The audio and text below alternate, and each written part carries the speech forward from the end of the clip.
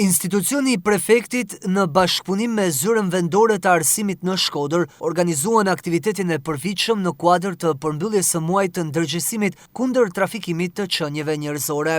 Ndryshe nga vitet e shkuara, për këtë vit, institucionet flasin për një rënje të shifrave. 3 raste konkrete në 365 ditë janë evidentuar në Shkodër, bëri me dije prefektja Majlinda Angoni, por ajo vuri theksin se ka shumë raste të pa identifikuara. Duke jetuar në një botë digjitale, rreziku është shumë herë më i madh dhe mjetet janë sofistikuar, prandaj në këtë drejtim institucionet apelojnë për rritje të sensibilizimit në luftën ndaj këtij fenomeni. Shifra e deklaruar është 3, por them që janë parandaluar dhe nuk kanë arritur. Por kemi shumë të pa identifikuara, sepse është gjithnjë më vështirë për të përcaktuar nga komunikimi me rrjetet sociale dhe format e ndryshme sofistikuara që ky fenomen prek. Nëse përpara ne kemi patur tek kufiri dhe kemi thënë e kemi pas më të identifikuar, tash ne po veprojmë me këto format të ndryshme për të gjetur komunikimet, bisedat, rekrutimet që të tjerët përdorin. Prandaj dhe aktivitetet sensibilizuese janë shumë të ndërta.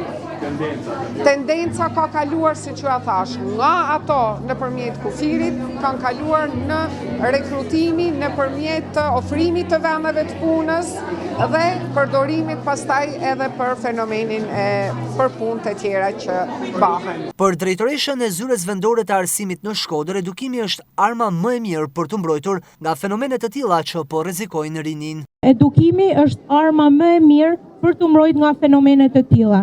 Të gjithë ju duhet të jeni të vetëdijshëm për fenomenet e rrezikshme që përballeni në përditshmërinë tuaj, që sigurisht nuk janë të standardizuara, por çdo ditë ka një fenomen edhe më të vështirë që përballet shoqëria, por nga ana tjetër të gjithë ju duhet të dini se kujt i drejtoheni dhe të përballoni më së miri këto rreziqe që ju afrohen nga shoqëria, jo vetëm shqiptare, por edhe shoqëria në përgjithësi.